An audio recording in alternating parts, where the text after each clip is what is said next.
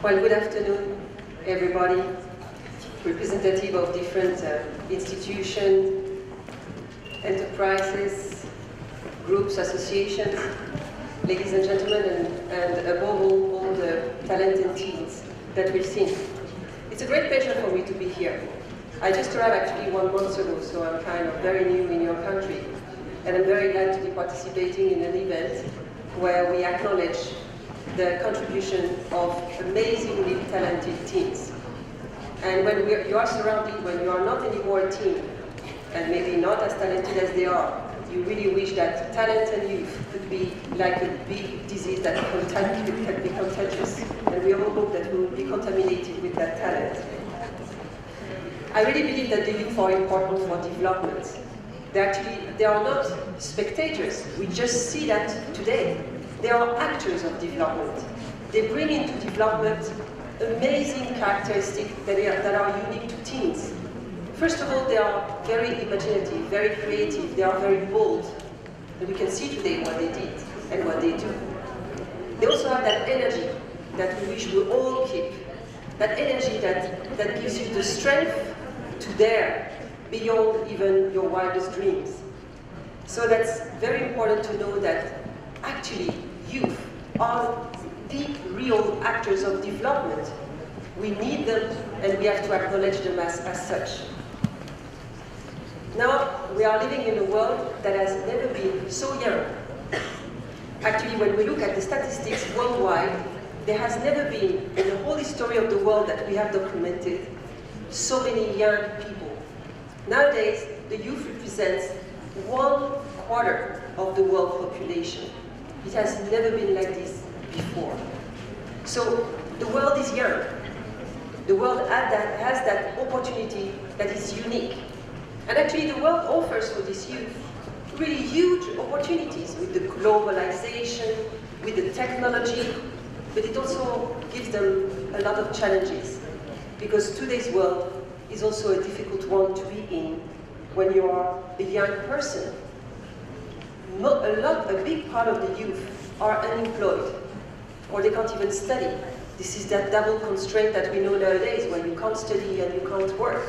So what do you do when you are a young person and you just aspire to a better life? We also know that the youth are facing a lot of exclusion, a lot of discrimination. Actually, the youth also from marginalized groups are definitely experiencing a very difficult time. I was mentioning unemployment. Isn't it sad somewhat to know that every day from Nepal, 1,500, I was going to speak French, 1,500 young Nepalese are leaving the country just because they can't find in Nepal the opportunities that they wish for. This is really a brain drain, a talent drain, an energy drain from Nepal, and that is the reality. So therefore, we have to work, because these youth, if they leave, it's because they have no access to job, to education, to health, to opportunities. Now I'm talking about the youth in general, and what about the young women?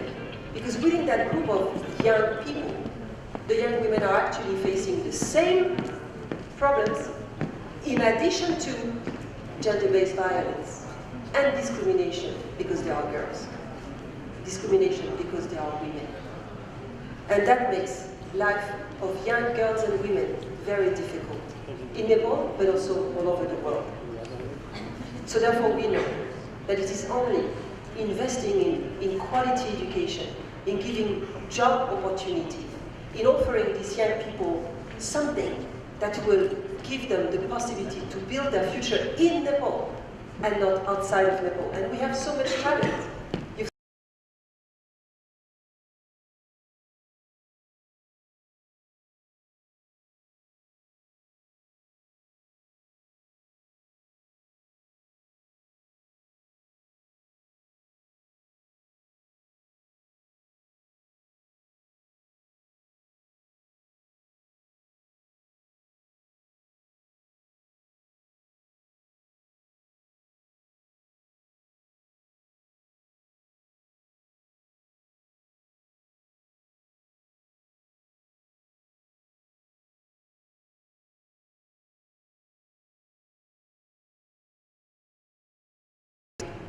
situation. If you were born in the western part or in the eastern part or in the Himalayas, you don't have the same opportunity as if you were born in Kathmandu. Then you have the caste issue, the ethnicity issue, the religious issue. And all this constitutes a certain number of barriers that makes that development, that achievement that I mentioned for the Millennium Development Goals has not been even for all the people in Nepal. But now we have another opportunity. The world has signed off on the Sustainable Development Goals that start now for the next 15 years. And actually, there are 17 goals this time, so much more diverse and all-encompassing than the MDGs. And what is very important to know is that in these goals, the role of youth and women has been really emphasized. And actually, the Security Council has voted a resolution lately, the resolution 2250, that recognizes the incredible and important role that youth play in sustainable development and in sustaining peace. So let us not remember that therefore the SDGs are first and foremost for them. It's 15 years. We have 15 years ahead of us. 15 years can appear like a long period of time, but this is not long. It is not long for those who are working on that, but for those who are living without opportunities. For the young people who are very young today and who will look at these 15 years maybe without an opportunity to work or study, these 15 years will be very, very long. So therefore, Nepal has big challenges before itself. But what we know is that the youth are the real actors. And actually, Gloria Steinem, who is an American feminist who worked very, very hard in defending the cause of women during the 60s and the 70s, said the following: "The future depends entirely on what each of us does every day. A movement is only people moving." Now we have 6 very talented teens, plus all the 280-something that submitted their application. They are the ones who can make also Nepal move forward. So let's make sure that we help them moving forward. Now, as I was saying, the world has never been so young. Actually, in Nepal, we have this incredible demographic dividend, which happens very seldom in the history of a country. It's when the people who are in age of working, and actually also working, is superior than the people who depend on the work of these people. That's an amazing opportunity, because my country, I'm French, it's the opposite. We have more people depending on those who work than those that work. So that demographic dividend is an opportunity that has started more or less in the middle of the 90s and will be finished over, no more, in 2030.